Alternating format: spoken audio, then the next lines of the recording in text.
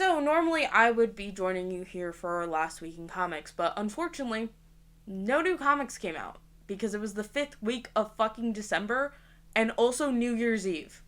So, instead, we're going to be doing our first episode of our new series, which is How to Collect Comics. I feel like there is a large gap in the knowledge base between people who are fans of comics and people who physically collect comics, and sort of how you start navigating that space as a individual. So, we're gonna steal an idea from Stack the Deck. Welcome to our first episode of Comic Terminology. Let's talk about CGC grading. So really briefly, before we get into this, I do have a sort of terminology segment because there's a lot of terms that I'm going to be using in this that are potentially confusing for newcomers in the comic book space. So we're gonna cut to that. So welcome to my omnibus shelf, otherwise known as my TV stand, because if I put it on my bookshelves, my entire bookshelf would fall apart. And so before we get into this episode of Comic Terminology, we're actually going to be going over some terminology for once. More specifically, I throw a lot of words out in this video that you need to know in order to understand how collecting physical comics. So the first one is, of course, everyone's the most familiar with, and that is a single issue. This is, of course, a single issue of a comic. It's either a self-contained story or one piece of a whole, depending on how the writer does it. And when it comes to single issues of comics, you, of course, have your A covers. That is the standard cover for the comic. And then you have usually another letter associated with the variant covers. So this is a variant cover. I believe this was D. Usually that's just to help comic book publishers order and organize them, even when the artists behind them themselves are not officially announced yet. And variant covers just mean that the cover's different. Everything inside of the book stays exactly the same as your standard A cover. Of course, these are two different books, so that does not count here. But after a certain number of single issues get published, usually it's typically 6, you then get your trade paperbacks. So this one is a complete series of 1 because there's only 8 issues, and typically trades tend to only be about 6. This is 6 issues of a ongoing. It's also a hardcover. Trades can either come in softcover or hardcover, depending on it. These are probably the most common ones that you would see at places, at bookstores, at places that typically don't sell single issues. These are usually made about a month after a 6-issue release. They are also at times numbered by volume if it's multiple parts of a series. Now, once a series gets big enough and gets enough issues, you then get these lovely little babies called omnis. Typically, a omni will cover one whole entire series or a certain run by a certain artist and writer duo. In this case of Alias, this is one complete series. Now, if a series is too big to be put into one omnibus, it then gets collected into multiple, like the Justice League International series, because there's too fucking many, and if you tried to read that, you would hurt yourself. Also, sometimes omnis don't have trades. So for Gwenpool, she did not get any trades before the omni, so this is the only way to buy Gwenpool without buying single issues. Same with Spectacular Spider-Man. This has not been put into trades ever. The only way to read this was, like, through pirating or through buying single issues from the 80s and 90s. What the fuck? And also with that, there is a, third category of reprinting and reissuing. That is usually called collections. So, they have different versions of it. There's the older collection styles where they were these kind of similar to trades, except they were paperback and the comics were not reprinted with color. They only occasionally make those. They don't make those as common. And then there's, of course, stuff like the Mighty Marvel Masterworks and similar series, where it does not collect a complete series, but it collects a couple highlight issues of a series. So, For this one in particular, it's 101 through 117 and the second annual of Strange Tales. And those are kind of the different ways of collecting physical comics. So, after that brief segment, I'm hoping it's brief, let's talk about comic book grading. So, this is my copy of Riri Williams' first appearance, Invincible Iron Man number 7. How exactly comic book grading works is you take your books, your very pristine condition books, and you send it to a company. This one is by CGC, which is possibly the biggest comic grading company of all time. It is not the only one, I will say. I have another one from, right here. My prized possession by, CBCS. CGC isn't the only one, but CGC is the most common one that you will see. So, usually when you send these books in, you tell them a minimum grade that you are thinking of to get it slabbed. You pay a deposit, usually if it comes back and it turns out to be over or at the grade that you expected, you can pay them, they officially seal it in one of these slabs. You do actually tell them a minimum grade that you would take to get slabbed, just so that they're not wasting these nice plastic things. And on it, usually you have, of course, the grade up here in the corner, the official marking saying that it is officially CGC graded. There's usually a lot of numbers and barcodes and stuff to make it, so you can't replicate this shit. Has, of course, the issue listed, what month it was published, by what publisher. You have the artist and the story here, and then usually any sort of first appearances, any notion of why this issue in particular is important is right here. Because again, when you get a comic book slabbed, you cannot open this.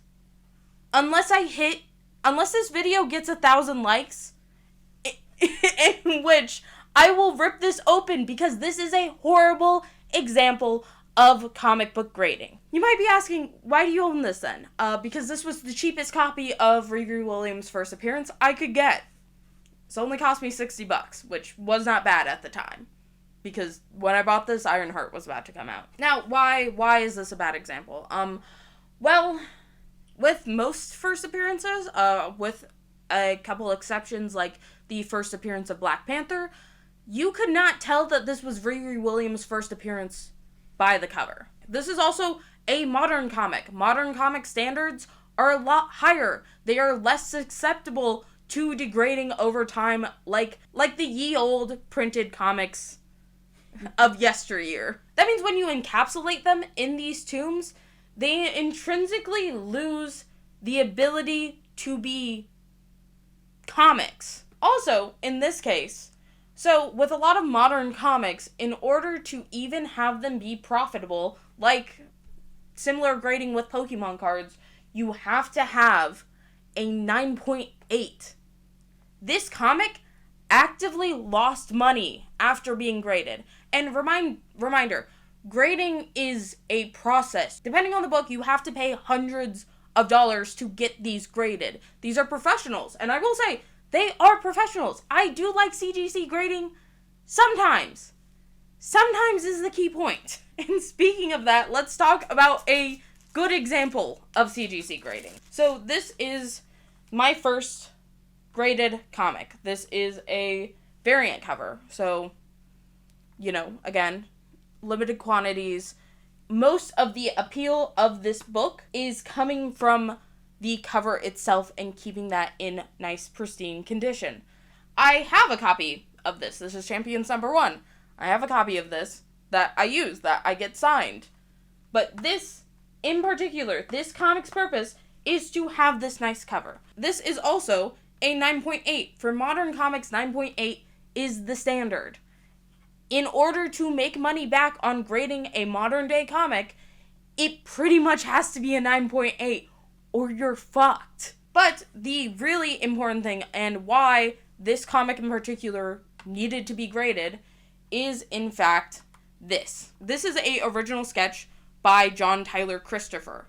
This is something that added value to the comic, that also, if you put it in a traditional bag and board, you would not get to see. And I know this because I have a couple double-sided comics that I don't get to see the full glory of because it's not in something like this. So having this one graded makes sense. It raises the value because also we have a official witness to the signature. I do think that most, if not all, signed comics are ripe for grading because usually with these, you add value by having a official witness signature. Now, witness signature basically means that the CGC people saw that person signing it. You know, you're not getting scammed. This is an official signature. You see it often at times when you see a famous person who has died. There's usually a certificate of authenticity. These comic book slabs act as a certificate of authenticity, saying that this is an official sketch by that artist, and the signature in here is official.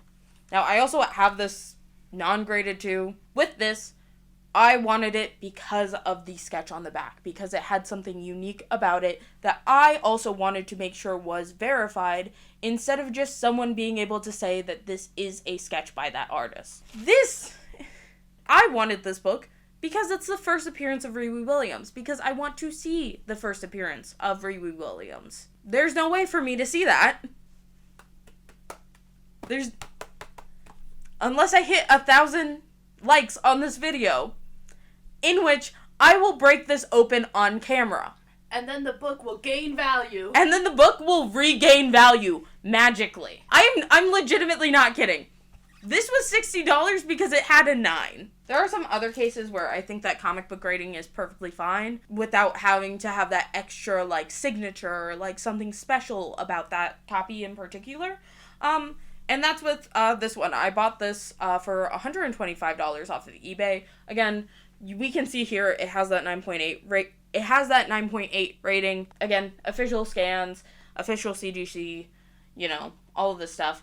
But case in point, this is a variant cover. This is something that, again, the intrinsic value of this is that I want it to be viewed. I want to be able to see it without having to potentially damage the comic itself. Because, again, these can take a hit. There are bags for these. You don't need them. These can take quite a beating and be fine. If we hit 1,000 likes, we'll prove that.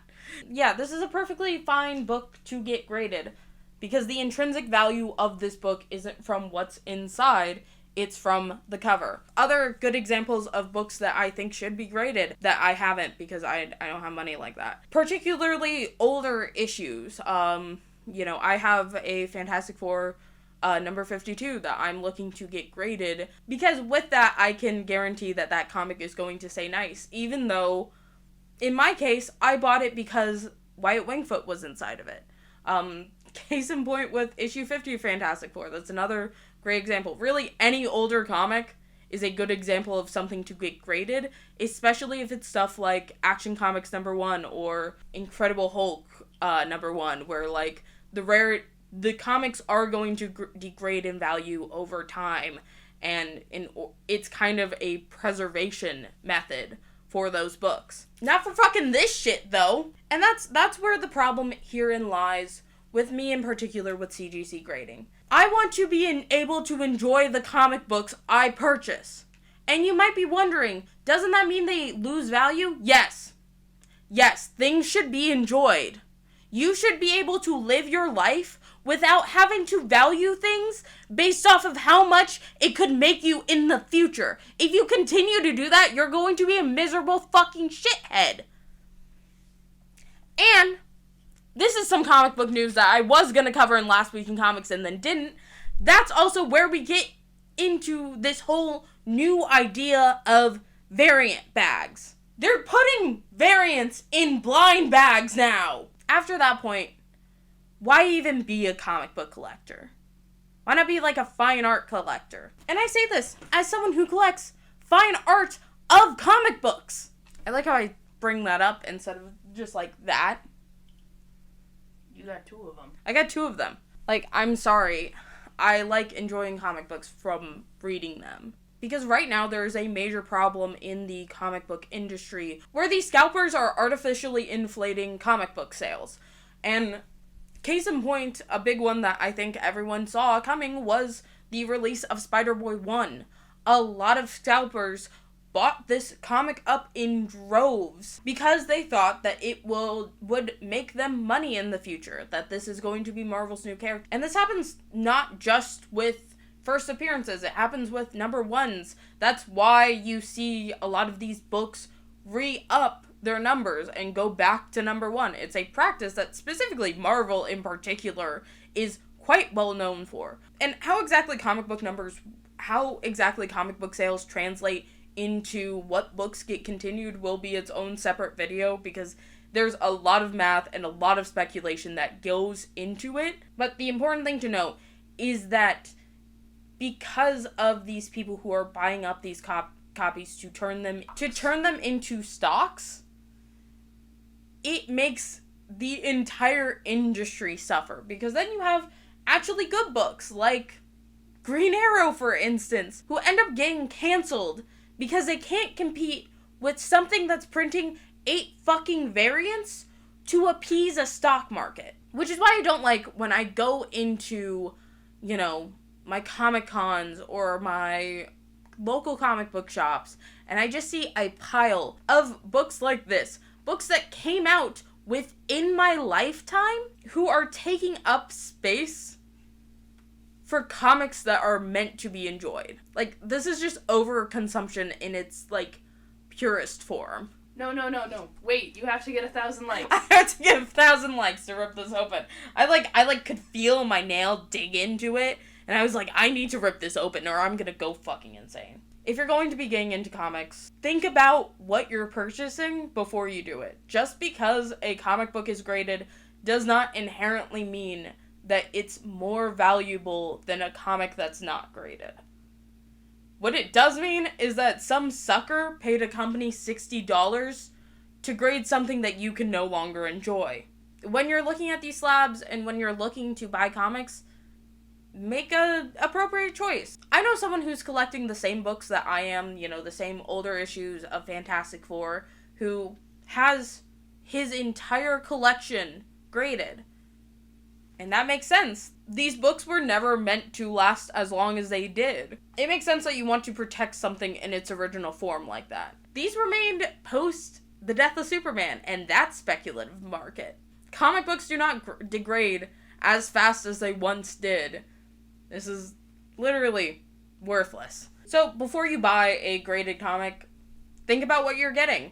Think about if this is something that you want to be preserved, or if it's something you want to enjoy, something you want to read, something you want to open up and be able to point at and say, that's a character I love. Because inherently, comic book grading means nothing. It's a score by a company, and you could send this to a different company and it would have a different score. It's all pedantic bullshit. And so if you're thinking about grading your comics, again, think about it. Don't just grade because that's what you think will keep the most value. It's not always the same. Grading comics does not inherently make a comic more valuable. It just makes it unreadable. And if you like this sort of series, I'm planning on making more, so ask me questions about comic book collecting. Again, I have been comic book collecting since I was 12 years old? I've been collecting since I was 12. I have been in the industry. I am also someone who has now gotten so many Grail pieces already that I have hit a wall and had to start buying official comic book art. So, if you want to see more of that, please subscribe. I also have a series called Last Week in Comics where I go over every single week in comics and what came out that week, which is great if you don't have a local comic book shop, which not a lot of people do. I am one of the few fortunate ones to have some within my vicinity. And then, go check out some of my other videos. Again, most of this is a comic account. I like talking about comics. Hopefully soon I will also have a video about how speculative of a market comic books are. Because Jesus Christ is insane.